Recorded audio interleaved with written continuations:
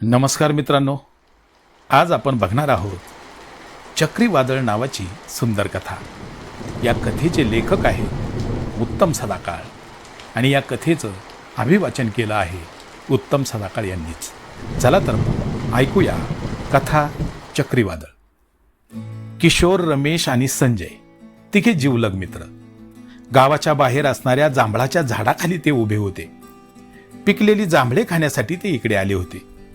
झाडावर चढण्यात पटाईत असलेला संजय सरसर झाडावर चढला। त्याने रसाळ टपोरी जांभळे तोडून खिशात भरली आणि एवढ्यात धाड धाड असा मोठा आवाज झाला। संजयने झाडावरूनच आवाजाच्या दिशेने पाहिले। गावाच्या सुरुवातीला असणाऱ्या शाळेच्या इमारतीवर वानरांची एक टोळके उड्या मारत होते। त्यांच्या त्या धांगडधिंग्याने शाळेच्या कौलारू छपरावरील कौले फुटून खाली पडत होती। त्यांचाच धाडधाड आवाज येत होता। तो प्रकार बघून संजय पटकन खाली उतरला आणि आपल्या मित्रांना काळजीने म्हणाला, अरे शाळेकडे चला पटकन, वानरांनी तिकडे गोंधळ घातलाय, शाळेची कौलं फोडलीत। संजयच्या बोलण्यासरशी सगळे शाळेकडे धावत सुटले। शाळेकडे येऊन बघतात तर काय, वानरांनी छपरावरील बरीचशी कौले फोडली होती। त्या तिघांना शाळेत आलेले बघून वानरांचे टोळके जंगलात पसार झाले होते। शाळेची अवस्था फारच वाईट झाली होती। वानरांच्या प्रतापाने शाळेकडे बघवत नव्हते। तिघेही मित्र हताशपणे शाळेकडे बघत असतानाच किशोर म्हणाला, मित्रांनो, आपण काहीतरी केले पाहिजे। छपरावरची फुटलेली कौले बदलली पाहिजेत, नवीन कौले बसवली पाहिजेत, नाहीतर शाळेचे फार मोठे नुकसान होईल। आपण ही घटना गुरुजींना कळवली असती, पण आपल्या गावात 2 दिवसापासून लाईट नाही, फोनला रेंज नाही आणि त्यातच गुरुजी ट्रेनिंगसाठी बाहेर गेले। मग आपण त्यांना कळवणार कसे? खरे आहे, गुरुजींपर्यंत निरोप पोहोचू शकत नाही, त्यामुळे शाळेच्या सुरक्षिततेची जबाबदारी आपणच उचलली पाहिजे।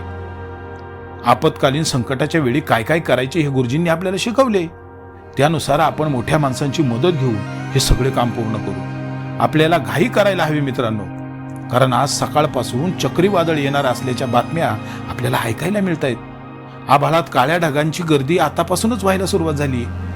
वादळ आणि पाऊस केव्हाही सुरू होऊ शकतो। आपल्याला पटकन हालचाल करायला हवी, नाहीतर वारं फुटलेल्या कौलातून आत शिरेल आणि आपल्या शाळेचे छप्पर पार उडवून देईल। रमेशने पुढे होणाऱ्या परिणामांची कल्पना देताच किशोर आणि संजय यांच्या काळजात धस्स झाली।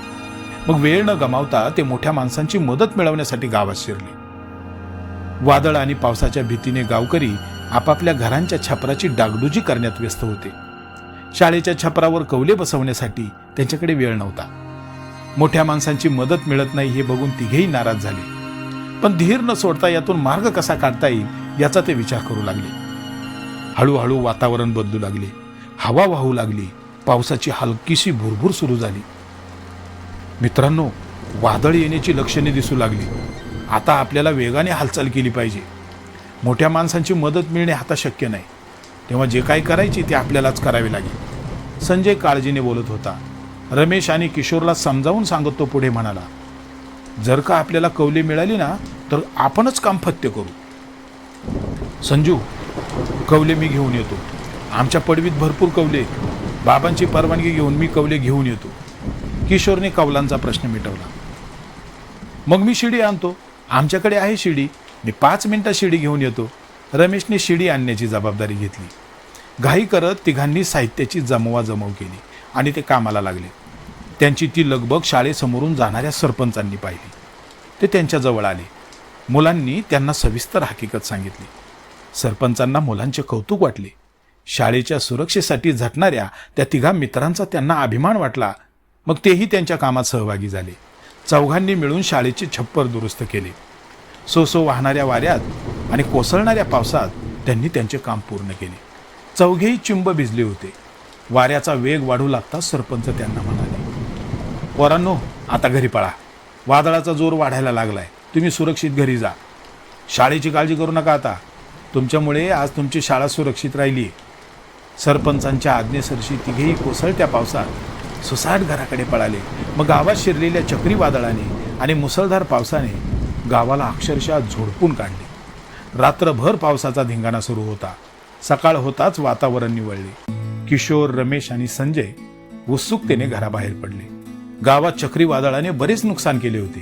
कोणाची भिंत पडली होती, कोणाचे छप्पर उडाले होते, तर कोणाच्या घराच्या अंगणात झाड कोसळले होते.